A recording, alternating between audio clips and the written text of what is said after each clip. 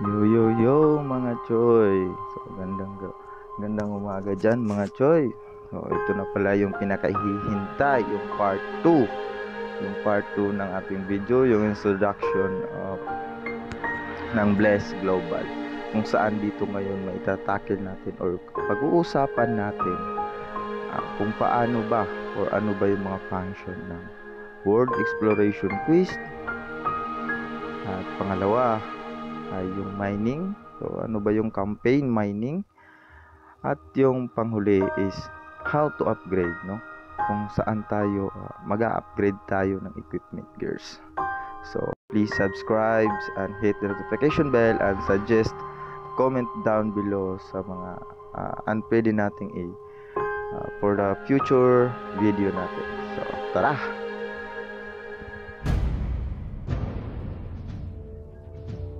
So naglo-loading pa. So yung first topic natin ngayon is yung world exploration. So yung world exploration, so makikita natin dito sa mataas.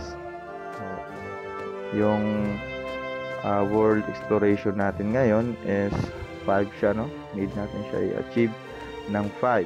Dito, click natin, daily dito. Yung world exploration, pwede ka rin dito pumunta, yan. So ito yung mga world exploration, so daily. So click natin to, go to. Then, automatically na po siya pupunta kagad doon. So ganun lang siya kasimple laruin.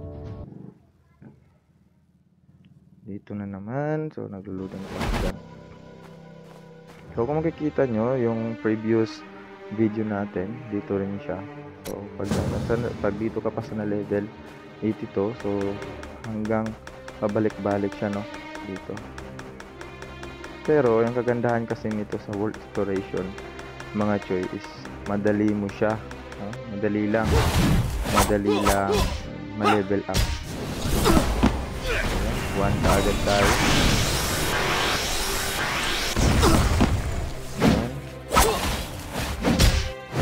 Defeat, sabi niya defeat mo sa inyo the village. So ito yung nasa videos natin, no? So see, madali niya i-level up yung character natin. Yan, pag i-autopat mo siya, so dito i-click natin dito, yan. Pag autopat mo siya, automatic siya pupunta na naman sa pangalawa. So see, tingnan natin kung siya sa pupunta. Okay, magre-report siya. Yan. So you can ride naman. Yan. So hayaan mo lang siya, no? Automatic path kasi siya. Yan, tingnan natin siya sa pupunta.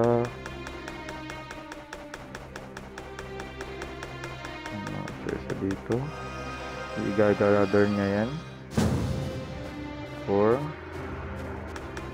So yan, kung makikita nyo yung world exploration natin event, world exploration is 4 na naging 4 na siya. Talk to passing dwarf. Yan. Yan. So touch your screen lang.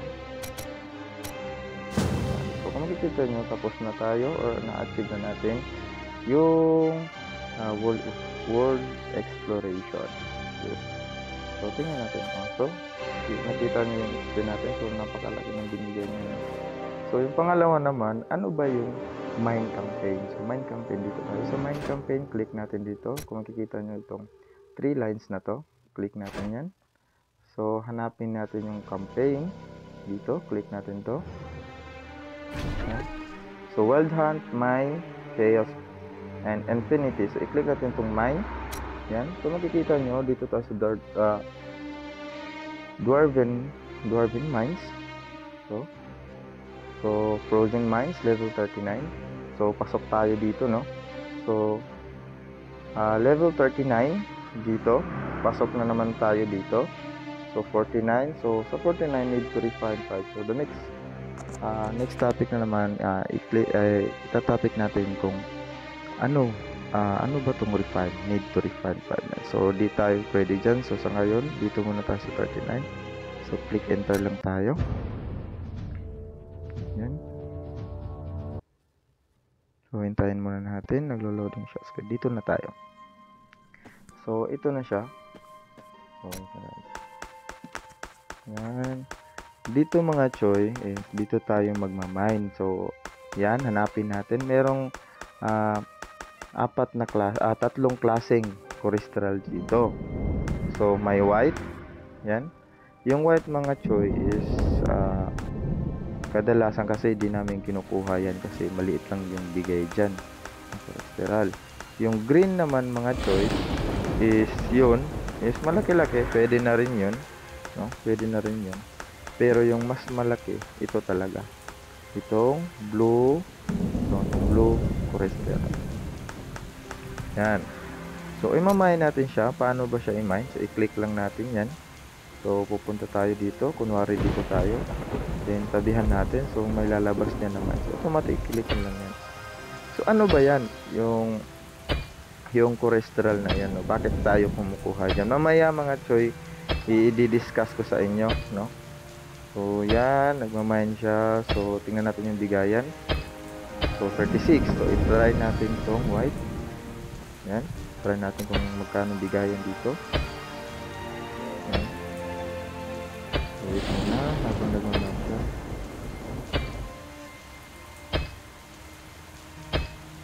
So kung makikita nyo, 4 lang yung na-obtain natin na crystal. So mas malaki talaga siya dito. Mamaya hanap pa rin ng green. So explain natin, no? Explain natin kung ano yung yung green, no? Ano naman yung green? Kano bang bigayan doon? Dito kung makikita nyo is 29 yung binibigyan niya. Tara, hanapin natin yung green.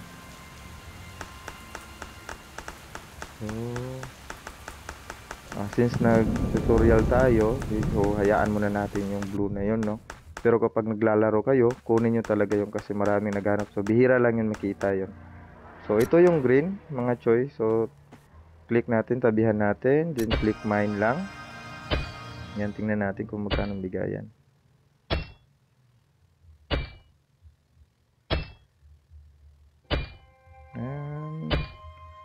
Yan, so 15 lang mga choy. So say nakita nyo ba? So yung white, yung binigay sa atin kanina is 4 lang, obtain 4 lang, habang naman yung blue is yung binigay sa atin is 28. So 28 to 30 pataas yun yung binibigay niya. Then ito naman, yung binibigay niya naman is tingnan natin, so 9 lang, 9, 17. So napakaliit mga choy. So balikan natin yun.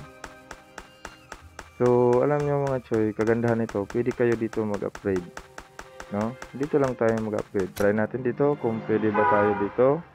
So punta tayo dito. So yung pangatlo is ano natin, i-upgrade or saan ba tayo pupunta kung mag-upgrade tayo ng gear natin or equipments. So dito 3 lines, click natin yan, then select gear. So ito na. So ito na yun mga choy. So ang sabi dito, yung ito, yan, success rate, hinahanap niya ano ba yung requirements to upgrade is need natin itong i-fortify natin. Sa 45 muna tayo So need natin itong ito. Yan mga choy, ito. So need natin to, no? Itong fill mithril stone. Ako maghahanap ako nito. Binibili ko siya, no? Binibili ko sa shop. Kung hindi naman sa shop, dun sa bazaar kung mayroon doon. At pangatlo, sa ano tayo, sa daily. So doon ko siya nakukuha. Yung nakiklik natin kanina, yung sa world exploration. So ito na naman, ito yung yung success rate niya is 100%. So malaking chance talaga, no, na mali-level up natin siya or mapo-fortify natin siya. So ang kagandahan naman nito kasi kung makikita nyo, yung current attack niya is 176 kapag na-fortify at naging success siya, no? So ang makukuha natin, madadagdagan siya ng 40, 10, 40% yung crit level, 44, so plus 10. So lalaki siya, no? Penetration niya naman niya. So, overall, so 148 plus 420, so lalaki siya. So dito, meron dito. Yan. Tingnan natin, no? So 45 daw. Success rate niya plus 36. Try natin 45. Select lang natin or click lang natin 45. So yan. So automatically dagdag siya, no? So meron pang isa. Yan. So naging green naman siya ng requirement, no? Kagandahan na lang is meron tayo nito. Dito sa world exploration, so 45, select lang natin. Yan. So yung requirement lang niya is 2. Hanggang 2 lang. Yan. 45 naman natin. Yan. So okay. Ito natin. Yan. Yan. So yun, naging yun, no, naging fail siya kasi nga yung success rate lang niya is nandun lang sa 10%. Pero okay lang yun. Madali naman siya natin. So, successful. Yan, fortification failed na naman siya. Yan. So yan, success. Kasi nga 50% yung success rate niya na sasuccess siya para sa fortification. So dito na naman tayo sa inlay. Yung inlay, kagandahan nito mga choy kasi nagdadagdag rin siya, no? Dadagdag siya. Kung makikita nyo, yung mga slot na yan is bibilhin natin yan kaso insufficient crystal siya. So ito yung sinasabi ko sa inyo, kailangan natin ng crystal, no? Na magmamine tayo para sa mga upgrading. So sa ngayon hindi pa natin siya ma-upgrade kasi insufficient crystal tayo. So yun, sabi ko sa inyo, kapag naglalaro na tayo, no, mas maganda i-mine yung crystal, yung blue crystal. So yan. Yan, so dito. Yan, so nagdadagdag din siya, no? Kagaya nito. Yan. Yung weapon natin, so plus 210 kapag natin to, nakuha natin to. Dito na naman. Yan. So plus 144. Inlay natin siya. Yan. So dito siya, no? Sa ngayon is wala pa tayong crystal kaya nagmamine. So yun yung purpose ng mining dito. Doon sa refine, ito naman yung sabi ko kanina, so bakit di tayo makapasok, no, sa mine. So, tingnan natin dito sa refine, balik tayo, tingnan natin yung campaign, click natin ito, yan, need to refine 5, no, level 5, kaya naging red siya. So dito siya makikita, kung makikita nyo, no, so kung paano siya ma-achieve. So dito siya sa refine. Yan.